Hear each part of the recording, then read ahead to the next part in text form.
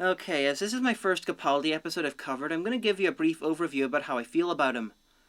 He was not my first, second, or even my 11th choice, but I'm glad it was him and not another trendy-ish, sex symbol-ish, 30-ish something or other-ish.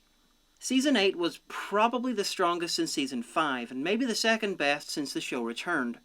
It had some flawed but great episodes like Flatline, and even a really good episode that would have made for one of the all-time greats if it had been done in the classic show. That's Mummy on the Orient Express.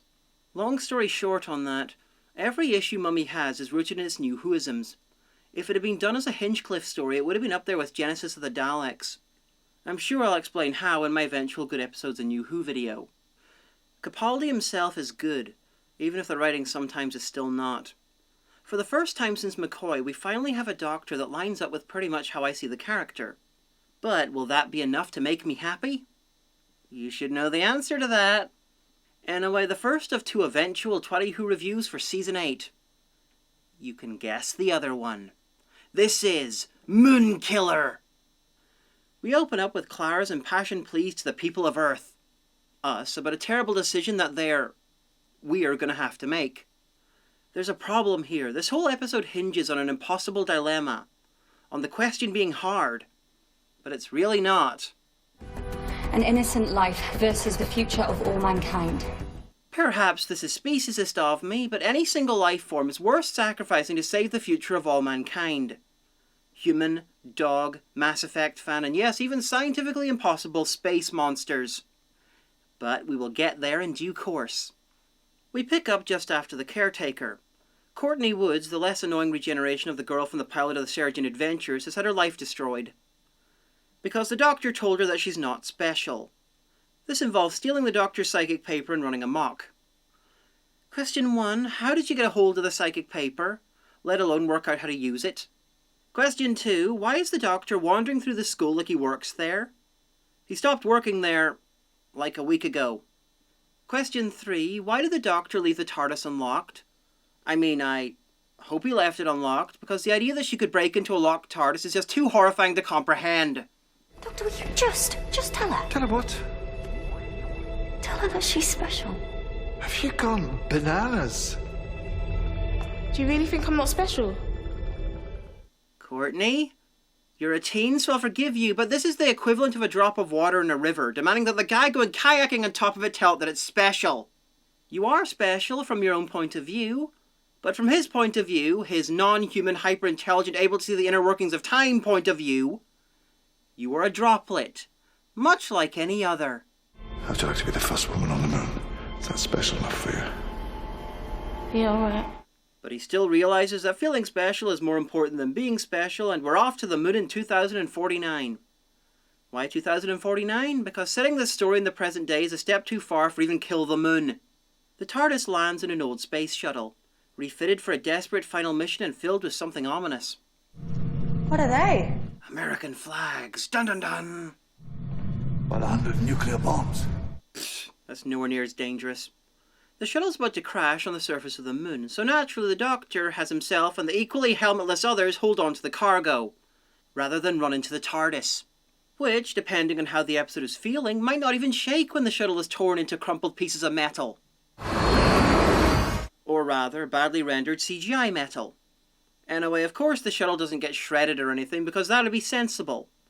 And before you say, but Hagen, the gravity is 1/6 of the Earth's and therefore the shuttle will sustain less damage. One of the central conceits of the episode is that the moon's gravity is increasing somehow, and it's pretty much the same as Earth's right now. Because that was cheaper for filming. Anyway, what's going on is this. The moon has got heavier, which is having terrible effects on the Earth. Disasters, fire and brimstone coming down from the skies, rivers and seas boiling, 40 years of darkness, earthquakes, volcanoes, the dead rising from the grave, human sacrifice, dogs and cats living together, an all-female Real Ghostbusters remake, mass hysteria! Enough! I get the point! This shuttle was borrowed from a museum and hastily made space-worthy for this last-ditch effort to destroy the moon and save the human race. Which would be marginally less fucked with A, no moon to help with the tides, and B, occasional extra chunks of rock landing on their heads. And if this mission is so desperate that they had to borrow a 70-year-old space shuttle rather than build a new one, then how did they get 100 nukes into space? It cost $10,000 to get a pound of weight into space. Nukes usually weigh at the very least about 700 pounds. The lightest nukes are about 95 pounds, but they're nowhere near powerful enough to kill the moon! A 700-pound nuke would cost $7 million to get into orbit. There are 100 nukes on board, meaning just the cargo on the shuttle cost about $700 million. On top of that, they need to make, or find and buy the nukes in black market deals, because they have no official backing. They can afford all that shit, but they couldn't afford a new shuttle? The last time one of those was made from scratch, it cost $1.7 billion. And now for a break in our scheduled programming of listening to me talk about how this episode is stupid, and instead listen to the episode being stupid. One small thing for a thing, one enormous thing for a thingy thing. Oh, so much for history. You are the idiot who let her go first. And why do you care? It's not like anyone's recording this for posterity. Just make something up on the eventual ride home. The rest of the crew are even worse. Walking however long it takes to get to the abandoned Mexican mining base for no reason before randomly being told to go back to the shuttle to prime the bombs. And then asking stupid shit like... Is there any instructions? Oh, there's a switch on each of them. The light goes red. Won't go off? No, not till I fiddle with this thing. Okay. Is that the best you could get? Second-hand space shuttle, third-hand astronauts. Blondie, when your plan that's already in motion requires more money than God, you've lost the right to complain about being unable to afford good staff. She says the Mexicans vanished 10 years earlier while in a mining survey, but no one went looking for them because they had no shuttles. I hate to mention this, but why didn't the company that financed the Mexicans not have a shuttle ready? What if they found something? Then they're suddenly in a race with everyone else in the world to build a shuttle for cargo, construct a permanent base and start mining whatever they found. They had the cash to build a shuttle and send people to the moon because they thought there was something to mine, but decided not to build anything that allowed them to get started on the mining. So, anyway, moon spiders killed the Mexicans. Spiders that live on the moon. At the same time, they're both less and more stupid than the moonrock spiders in Apollo 18. This is the best part of the episode. Sci-fi horror, the sort of thing the Hinchcliffe era did really, really well. If they had left this at unexplained moon spiders, this episode might have been good. Stupid, but good. The Doctor turns the power back on, which brings back the artificial atmosphere. Which means one of the dead Mexicans, who was found in his spacesuit in this room, decided to turn the power and atmosphere off before he died. He chose to face an evil moon spider in a powerless vacuum while wearing a restrictive spacesuit. Either that, or he thought that making his base more like their natural habitat would make them easier to defeat. I honestly think the Mexicans were staging an elaborate suicide attempt. It just ended a bit more dramatically than they expected. They didn't find anything. Eh? The Mexicans. They didn't find any minerals on the moon at all. Nada. So, the moon rocks we brought back to Earth were what exactly? Dedicated performance artists? Anyway, this poor bastard, who they really should have just left on the shuttle, gets to die.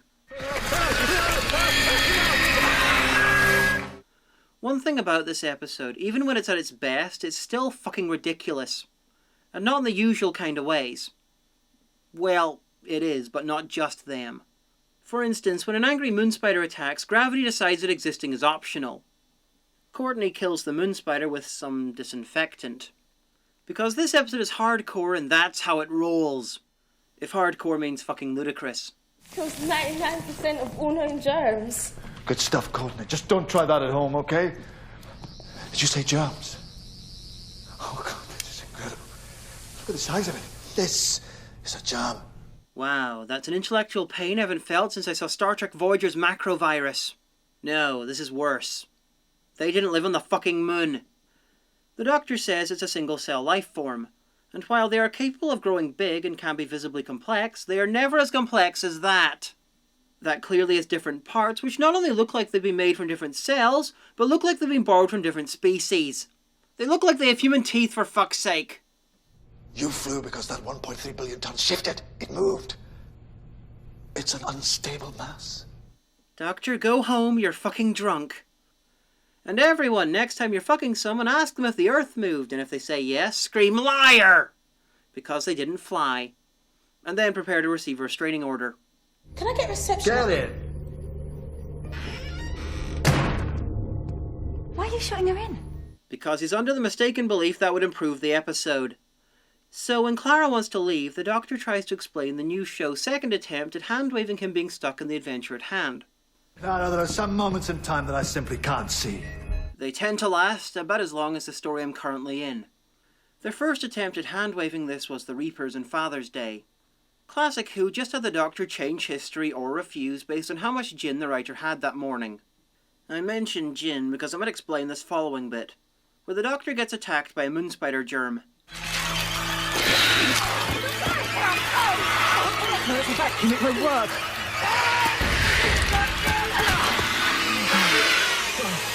That makes two. Sunlight. Sunlight? If they're germs, my nan says it's the best disinfectant there is. Yes, that is why surgery is done in the open air at midday, in the fucking summer.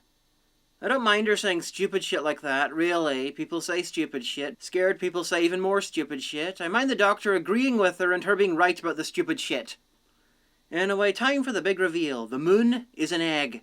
And the episode grasps terribly bad from the clutches of decent but really fucking stupid. And how is the moon getting heavier?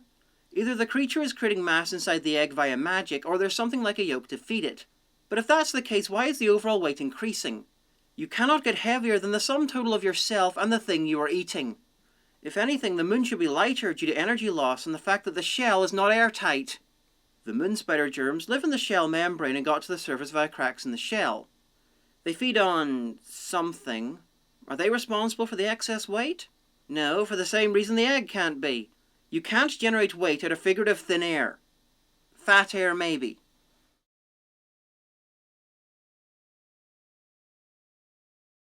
And I hate to say this, but I think the episode might think that germ size is proportional to what they're living in. Giant egg, giant germs. Hey, kill the moon. If Clara sneezed on the Doctor, would the germs instinctively grow a bit? As I thought, your silence damns you. So having found evidence of the egg, the Doctor leaps into a crevasse to investigate further, bringing the deadly disinfectant with him. And when he reappears seconds later, he's not holding it. So I guess it worked. The shuttle containing the TARDIS falls into a crevasse. Courtney is perfectly fine and only dimly aware of what's going on. So I return to an earlier point. When they saw the shuttle was crashing, why didn't they run for the TARDIS? Fuck it, the Doctor is something important to be angry about. Oh, she can't post that. She can't put pictures of me online.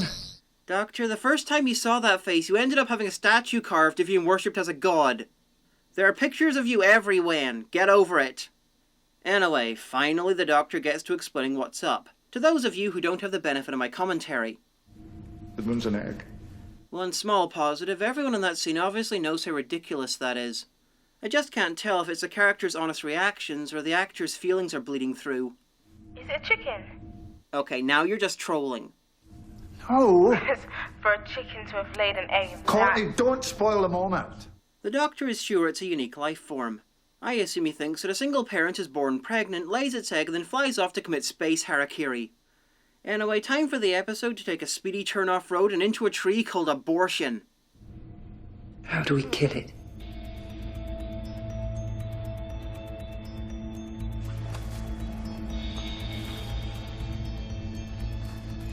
Why do you want to kill it? It's a little baby. Doctor, how do we kill it? First up, you have 100 nukes with you, many of which have fallen through the shell of the egg. As I understand it, you are planning on using them to explode the moon. How do you think? Courtney, the Doctor, and Clara are all opposed to killing the moon creature because it's wrong to kill an unborn being. I don't fucking care what your opinion on abortion is. What the three main characters are pushing for is downright evil. The animal is killing thousands every day, and they don't want to kill it because it's unique, it's special, and it's probably a nice moon creature. They get to feel righteous, while innocents on Earth get to pay the price. It is killing people. It is destroying the Earth. You cannot blame a baby for kicking. Draco Malfem here is the hero. She wants to fucking kill it. She is willing to die for that action because it needs to be done to save lives. What is heroism if it's not saving others at the expense of yourself? The Doctor, Clara, and Courtney are willing to let people die because they don't want to kill an animal. A non-conscious animal and likely a non-sentient animal. The creature was even compared to a chicken. If you had the choice between letting someone die or crushing an unhatched egg, you would be inhuman if you didn't. The only difference, apart from scale, is allegedly the moon creature is alone, unique, and we only have the Doctor's word on that. Actually, we have even less than that. We have his opinion, based on a glance. And even if it is alone, it lays one egg and then apparently dies. If it keeps laying them orbiting the Earth, they will go extinct when a big enough natural disaster happens, like the solar flares mentioned in The Ark in Space and The Beast Below. Because of the shitty way it reproduces, this species is likely doomed to extinction anyway. So the Doctor decides unilaterally that even though he has an opinion, he can't have anything to do with what's going on. That Clara and the blonde will have to battle it out to see whose view wins. As this is sci-fi television and neither of these women are Patrick Stewart, I kinda doubt it'll end in mud wrestling. Now, you've got the tools to kill it. You made them. You brought them up here all on your own with your own ingenuity. You don't need a Time Lord. Kill it or let it live. I can't make this decision Yeah, for well, you. I can't make it. The blonde woman is from this era. That is her Earth being destroyed. Clara's from decades earlier. Basic psychology shows that people tend not to be very good at real forward thinking. We evolve to live in the present and subconsciously view the future as not really existing. That Earth down there, those people who are dying are not quite real to Clara. That's not her family in danger or dead. Although if she had kids and one of them died in the tsunamis happening down there, I would laugh so hard.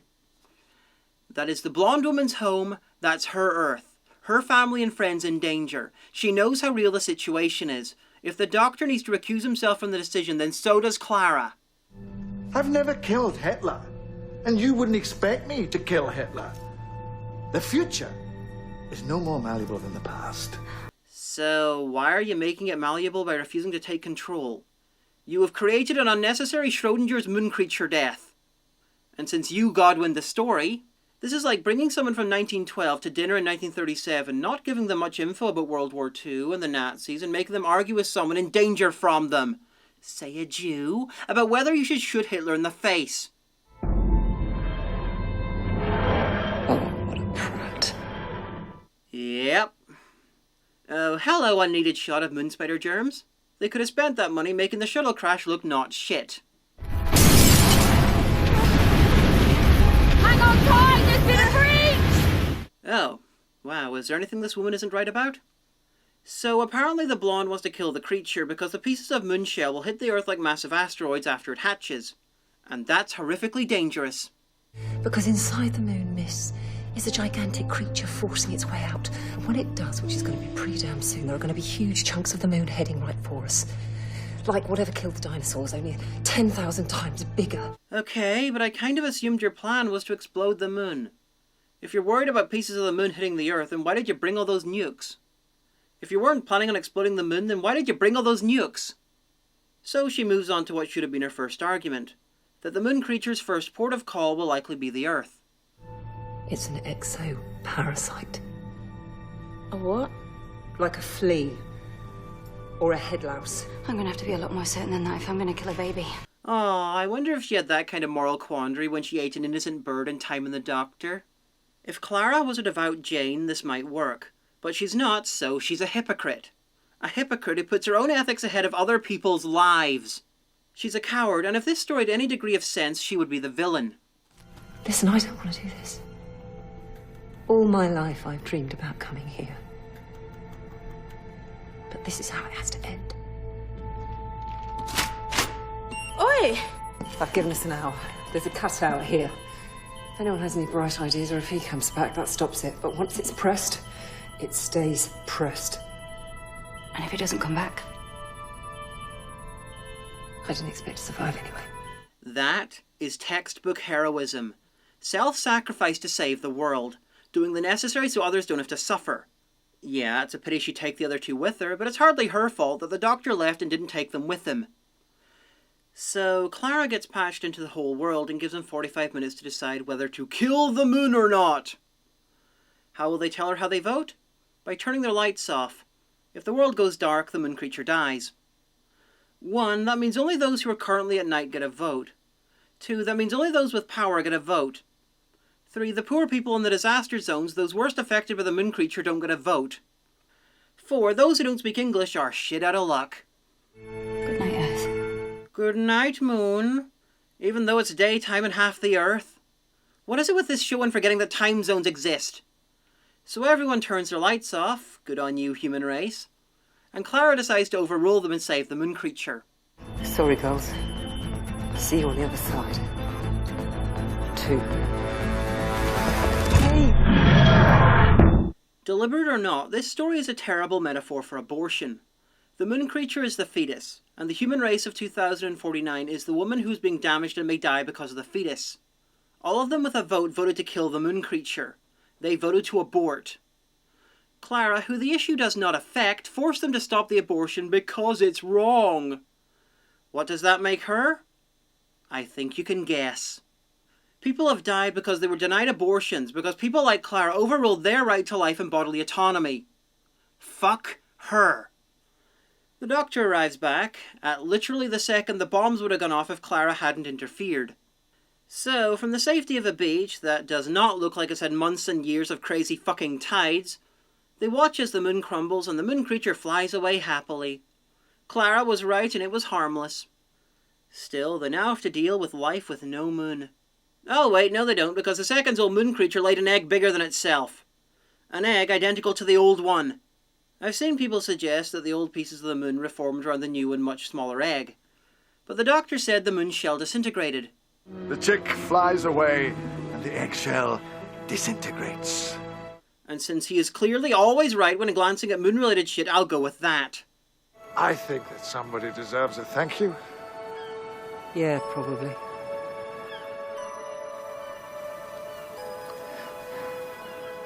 Thank you. Going back to the abortion metaphor, we have 2 fucking miraculous events that happen afterwards just to make everything okay. The moon creature being friendly and the new moon. Meaning the moral is that forcing someone with a life-threatening pregnancy to give birth will end well for everyone via a miracle, or 2, and they'll even thank you for it in the end. Jesus fucking Christ. That wasn't just casual swearing either. There are no casual swear words worthy of that. What I was describing was 2 clones of Jesus having bareback anal sex. Jesus fucking Christ. I needed to come up with that to properly illustrate my feelings. Now, I'm not sure this story was meant to be a horrible fable on the evils of abortion. I'm really not. Abortion is not a big deal in the UK. And the writer lives in Sweden, which if anything is even more pro-choice than the UK. I think this could be a really mad example of someone being oblivious to the subtext in what they've created. Then, epilogue. Clara is pissed off and I have 0 sympathy for her. The doctor gets yelled at and I have 0 sympathy for him. Courtney is going to end up as the president of the USA, and since the earlier mentioned a woman president in 2049, I'm guessing that's her. Nice to know America will drop its fucking ridiculous natural-born citizen rule eventually. Hello, Americans who are a bit upset about that comment. Ireland had an American Taoiseach, the UK had a Canadian Prime Minister, and Australia has had several British Prime Ministers. Being born outside of a country should not stop you from being able to run it. This episode started out pointless, had passable parts, then it turned into one of the least well thought out stories in ages.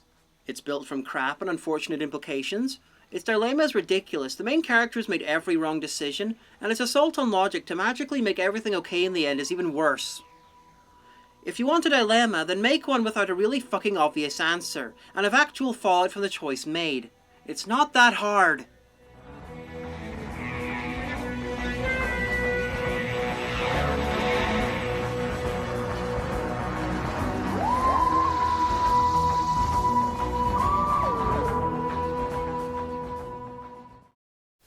Hello, my name is Diamanda Grace Jones Hagen, and I would like to talk to you today about minion starvation.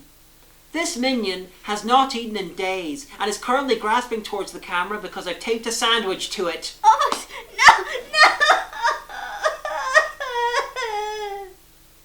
Can you help?